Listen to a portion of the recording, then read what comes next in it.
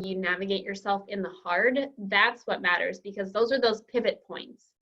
And so you guys might all be feeling it right now. You're like, woohoo, 5-1, like I got this. But there will be a moment in your day when it's going to get hard. And I just want to encourage you to make the decision, like she said, to win the moment. Because when you win the moment, you will win the next one and the next one. And before you know it, you are stronger than you've ever been, and you are transforming. And so I'm going to kick it off to Brandon and Megan. We're going to be going through elements 8 and 9 in an expedited fashion because we had a little internet snafu, and then we're going to have Sarah share at the end some awesome tips for everyone. And we're all in fat burn, so we're going to talk a lot faster than usual.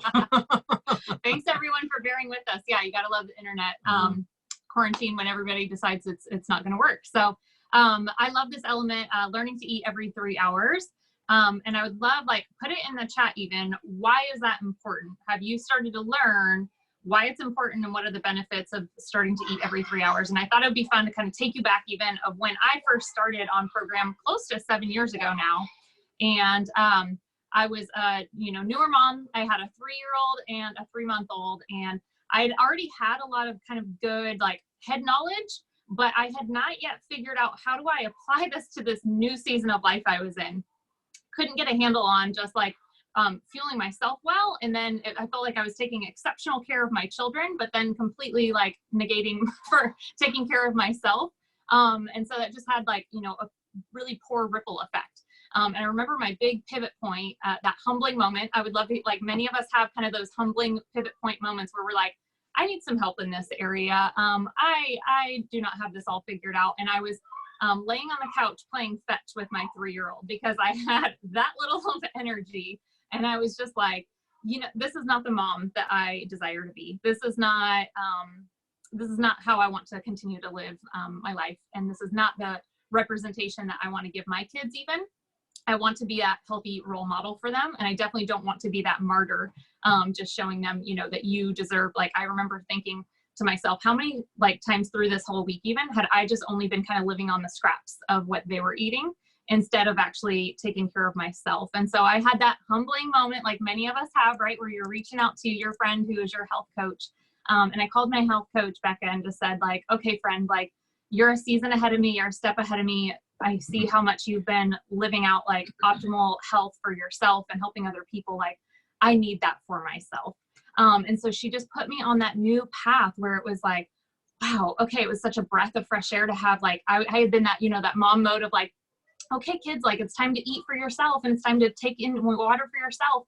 It was nice to have somebody in my corner kind of giving me some of those same prep moments. This is what we're going to eat. Yeah. And it just simplified so much of the process. And so obviously, if you have not yet figured out some of the benefits of eating every 3 hours is obviously you're going to have less hunger. Yeah, just read the chat. They're all in there. Awesome answers, by the way. You're going to have less hunger, right? So then when you actually do eat, you'll probably have smaller serving sizes instead of what I was doing was just like gorging like 2 times a day typically. You're going to have, it's always associated usually with a lower, healthier BMI. You have increased energy. You even have a healthier skin complexion, healthier hair. You're not overloading your digestive system with those couple of meals a day. It usually will have very positive effects on your cholesterol and your insulin levels. Many of us, we find that we have a better mood, right? I felt like I became just a better human being in general when I was not so hangry and just taking care of myself well. How many of you have found some of the same of like maybe you're more patient, maybe you have more joy, maybe you have just better mental clarity even, so you can think clearer and give clearer responses even.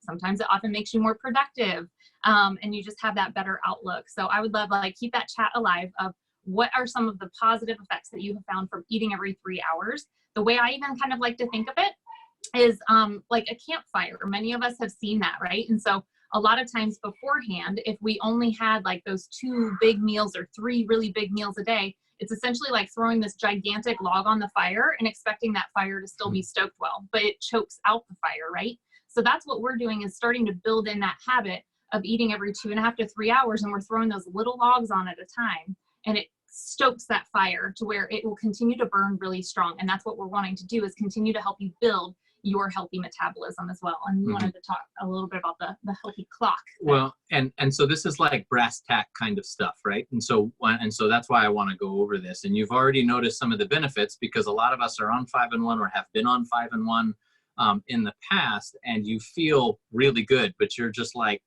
why? I don't really care why, but I would like to know how to maintain this. Has anybody ever said that? Like, I want to keep this going. I don't want to mess it up. In the Life book, that's why we go over these things. And in the Habits of Health book, he tells you how. He tells you why. If you really want to know, you can check out part 2.2. There's a very good detailed explanation of why 6 times a day, which is what Megan was sort of talking about. But if you look in the Life book on page 198, if you have it with you right now, it reestablishes the clock. Right? It's not a 12 to 12. It's a 24-hour clock. And if anybody's seen that, what'd you do with The guide? the guide? If anybody has looked at our logo, you can see it looks like a nautilus, but those are 24 radians for every 24 hours in the day, right? And it's reestablishing that clock. We used to be able to use our circadian clock, our what did he call it in here? Our bio clock. That's garbage right now, because we're on technology so much that our brain is like, how do we even figure this out? So he wants us to set up a healthy habits clock, and it's 24 hours. Not all of that is spent eating, by the way, but that's what we want to look at. And so what I really want to make the point of is that if you reinterpret the clock that way, it helps you set up the small, easy habits that you can act on every hour, right? We're taking control of our 24 hours, right? And those times are spent acting, not reacting, but like choosing our response, right? And so those 3 times a day eating, that's just one of the things that we're going to start to implement right now. And when you are able to create that, reinterpret that clock, like I said, then you're able to act in every hour of that day in a certain way. It'll help you create consistent, healthy habits. And that's why this is so powerful, because the effects of that compound, they're so small. There's tiny little things. We say, plan is simple. You eat the food and drink the water. That's all you really have to do, because your eyes are focused on that hour. And so that's what makes this so popular, so effective right now. So look at part 2.2.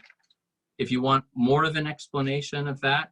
Also, what would be helpful is understanding your chronotype. If you don't know what that is, you can look at part 2.13, because if we're not aware of when we need to sleep, some people have energy in the morning. We are polar opposites right here. I wake up at 5, even when I'm not going to work every day, and Megan wakes up a little bit later. She goes to bed a lot later. She has most of her hours of productivity in the nighttime. Mine are all in the morning, and I'm garbage at nighttime. So understanding that is fine. You don't need to be in this clock here. It's like starts at 6 a.m. and it ends at 2200 or 10 p.m. You don't have to be that. You can be a little bit later. You can shift it, but that sleeping time needs to be around 8 hours for you to get most of it. It doesn't need to stay those same hours though. So take a look at 2.2 and 2.13 in order to get that idea down, and to tailor this to you.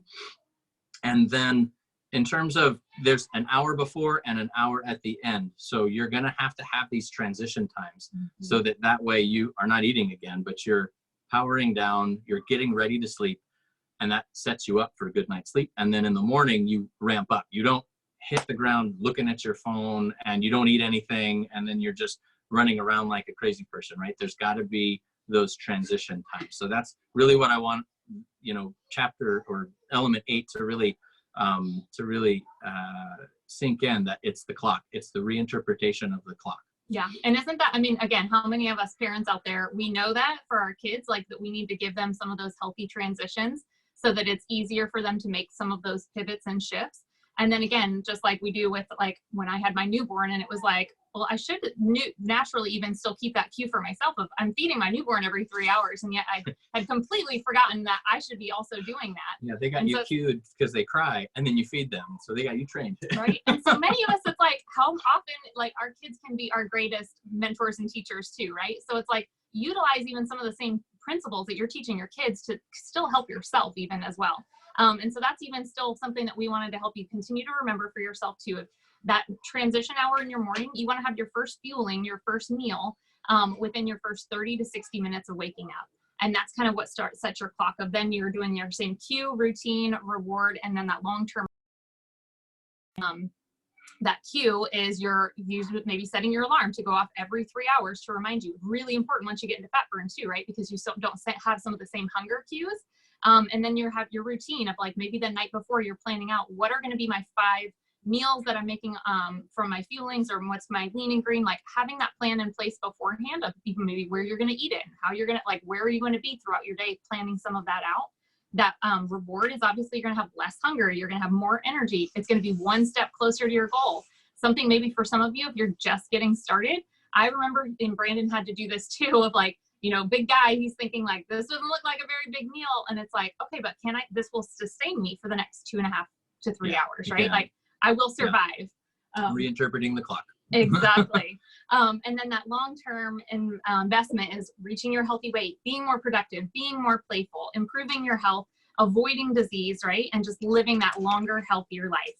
I wanted to just remind you too of, again, why the fuelings can be so effective to help you have some of these strategies. And Dr. A was a client himself. Many of you, if you don't know his story, he was a critical care physician that he shares very like boldly and bluntly that he was like suffering in his own health because of the pace of the hospital, because of the pace of life. He was like, if he would even like grab like a little pudding pop off of somebody's he tray. said he would steal from patients' trays while he was making rounds. That spoke to me. Exactly. And so that's why he's even designed the entire program, was because he even saw for himself, you know, this busy, crazy critical care world that he was living in. He was giving people life-saving surgery, seeing them back in a matter of 6 months to a year, needing the exact same surgery because they didn't correct a lot of these factors of living more optimal hours, living more optimal days, and knowing how to take care of themselves to apply it to our new world that it's changing all the time, right? So that's why he developed it. And so that's what even gave me a lot of the confidence in trusting the program, especially because when I first started, I was a nursing mom. So it was like, this isn't something I'm only fueling my body with. I'm also, you know, need to trust the nutrition for my growing baby. And so that's what I loved about the fuelings, was knowing that they were truly like best in class, highest quality nutrition that you could get, highest quality ingredients, developed by a team of doctors, dietitians, nutritionists. And so it was nutrition science at its absolute best. There were no stimulants in there to try to like jack with your heart rate like so many other things do. There weren't, you know, a lot of other crazy additives and things. They were all natural. They had all the vitamins and minerals you need. They have probiotics added in for your digestive health. And they are perfectly balanced protein carb ratios even, so that it will help you maintain all of your lean muscle mass instead of burning through muscle mass like many other plans and programs do.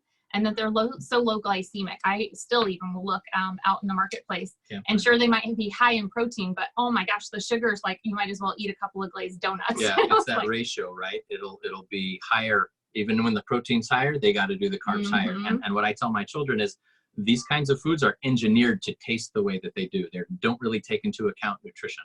Exactly. And I love that I was able to take myself and some of the like calculating and things and the guesswork out of the equation. So I could focus far more on developing my healthy mindset. So I would have that long-term sustainable health. It was essentially like what we did with our kids. If we put them on balance bikes at first, instead of, obviously I'm not going to try to put them on a pedal bike to figure it out and like continue to fall over and get so frustrated that they don't even want to try it again. Right.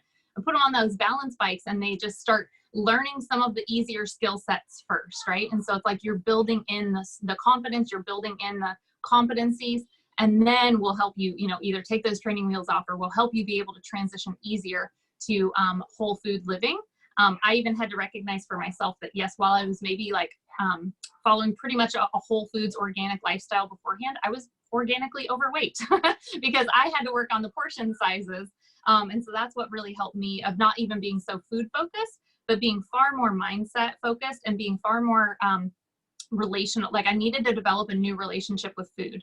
I needed to develop, honestly, a new relationship with myself and work on that internal dialogue. And that's again where this life book's going to come in so handy for you guys. The Habits of Health book, our Habits of Health calls, our life book lunch breaks, listening to people in the client page of sharing how their mindsets are changing. Those are the things that are going to provide you even a lot of these teachable moments. Like I had to assess, why was I always eating out of boredom? Why was I eating out of loneliness? Why was I eating out of stress? Or, you know, like I said, even just skipping meals altogether and eating the scraps. Like I had to look at so many of these different things, and it helped me change a lot of those patterns. It helped me change a lot of those mindsets. And it was a catalyst for change in so many other aspects and areas of my life. I thought it would be really fun even to have Sarah pop off too. Sarah is a great friend, busy nurse. And so I think many of us, right, like that's sometimes where we enter into this of like, my life has gotten a little crazy, a little busy. How do we start eating every few hours, and how do we start building in long-term success? So Sarah, do you mind sharing with us a little bit about that?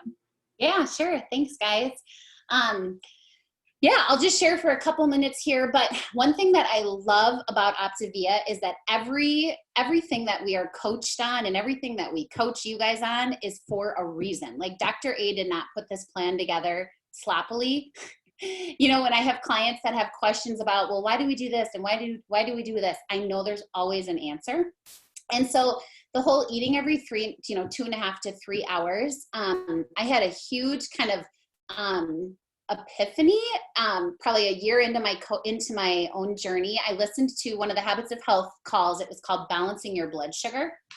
And we all know at the basic level, like, of course, having an even blood sugar throughout the day, like that's good for us, right?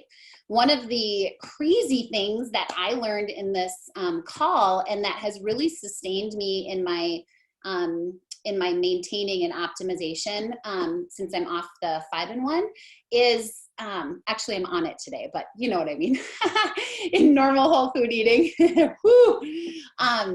is that when your blood sugars are spiking, you know, when your insulin levels are spiking and dropping, and it's doing this throughout the day, we feel crappy.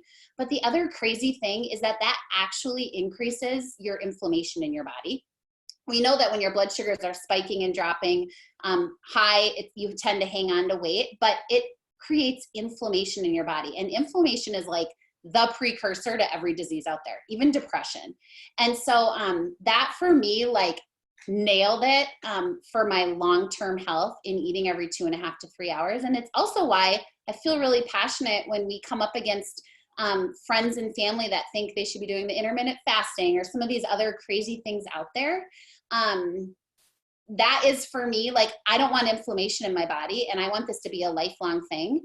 And so I think reading what Brandon was talking about in 2.2, and I'll link this Habits of Health, the Balancing Your Blood Sugar Habits of Health call underneath this post too. It's solid. I send it to all my clients. But as far as eating every 2.5 to 3 hours and drinking your water, so I am a nurse, and part of the reason that I was drawn to this program was just the simplicity of it. And I'm sure all of you, whether you are coaches yourself or clients, can appreciate the simplicity. But when we're working in the hospital, or health, or cosmetology people too have a really hard time with fitting in those 5 fuelings a day. I mean, I used to hide in the bathroom on the toilet, scarfing down, you know, when I was working in surgery, scarfing down a bar. There is a way to eat every 2.5 to 3 hours. Like, it does not get any easier than these feelings. When I have clients that say that they don't have time, I'm like, good luck. I don't know what's going to work for you then, because if you can't find 30 seconds, not that I want you eating your feelings in 30 seconds, if you can't find 30 seconds, a healthy life is going to be really difficult to come by. So sometimes, in fact, I was just talking to a client this morning. It's a matter of, if you're one that doesn't eat right away in the morning, set an alarm every day for, if you get up at 7, set it for 8 a.m. And if your alarm goes off and you haven't eaten yet, eat your fueling. Everybody has their own things that you come up against with being consistent. And so think about what it is that you can put into your day that's going to help you get into that consistency. I mean, as a coach, we can tell you guys ideas, but it doesn't matter because it may not fit with your personality, your life. So think about what it is that you can do that's going to set you up for success, and then do it. In the hospital, it's a matter of really looking at my shift, scheduling it out, and doing the best that I can. Does it sometimes go 4 hours? Yeah. And that's okay, but you just don't consistently want it to be that. And as far as water, for busy lifestyle people that are working, especially healthcare and cosmetology people, it's getting 16 ounces of water in, like, before you even walk into your shift. So I always tell people, You know, I was told, I don't know who told me this, Megan, or I don't know who said this, or I read it, but the first thing that you put in your mouth in the morning is what your body is going to crave the rest of the day. Whether that's true or not, in my mind it is. And so if I'm drinking water right away in the morning, it makes a big difference. So having water, the first thing, starting fueling. And you guys, in the hospitals right now, it's really hard for clients to get their fuelings and their water in. It just is. And so having empathy for that, but then working through, how are you going to do that? They're wearing masks. We're wearing masks our whole shift. It's hard. And so helping them come up with a game plan. Half the battle is pre-planning, right? And figuring out your plan. So yeah, so I'll link that Balancing Your Blood Sugar. It's phenomenal. And it just adds to the importance of not just in the 5-in-1, but then when you get back to normal whole food eating, why should I keep eating this way? Yeah. That's great. I heard all the same stuff, like planning it out. You know, her shift is 8 to 12 hours, planning it out, setting aside some, you know, I used to carry stuff in my pockets. I used to carry like in a bag. They made us wear fanny packs at one of the places I worked. It wasn't my fashion choice, but I would put it in there. I would put it in my cargo pockets. I would put it in my clipboard or something. I would find a way. And all of my fuelings on 5-in-1 were eaten in the bathroom when I was at work. And that sucks. Humbling, I'm sure. It's hard, but that's what you have to do. And I was chewing while I was typing. I mean, that's what I was doing. It wasn't even in a COVID season, so that makes it even harder. So that's the idea. And Sarah, that's the same stuff that you're doing now, right? That wasn't Totally weight loss. That was forever. We don't stop eating that way. It really becomes more effective as well when you're building muscle. If you're in the gym and stuff, you plan your workouts right in between those fuelings, and that fueling after your workout looks a little bit different, but the timing of this will help you for a lifetime, not just right now. And I love what you said about the insulin, you know, roller coaster. It was like kind of manic depressive. That's the way it feels to me. It's like I'm surging and then I can't stay awake. And then I eat something and I surge and then I can't stay awake. So yeah, she is definitely a great example of how this has been lived out for a matter of years. Exactly. Yeah. And that's the great thing. Again, just continue to remind yourself, that's what we're working on, is installing these habits so that they do last a lifetime. This is just, again, giving you some of those training wheels, giving you some of that balance bike to work on those skill sets. So you're getting to work on and having some of those teachable moments of, again, where have you been eating mindlessly? Where have you maybe been, like for me even, I had to work on eating out of obligation instead of something that I even wanted to. Like, yeah, I grew up, right? It's like, you finish what's on your plate. Like, and so that was so ingrained in me. Ethiopia. I had to work on that. I had to work out of not feeling like I had to eat socially something that was not going to serve my health. That I could have the confidence that I can still be fun and I can still fully participate, even if I'm not eating this thing or drinking this thing. And so that's the perfect part. Like, you're going to have all of these teachable moments that will come over time as you're installing new healthy habits for yourself to learn how to live out a healthy lifestyle. So Thanks everybody for joining us today. We're so excited for all of you. Would love to hear, what have you been celebrating this week? And what are you doing to set yourself up for success this week moving forward? So, all right, take care, everyone.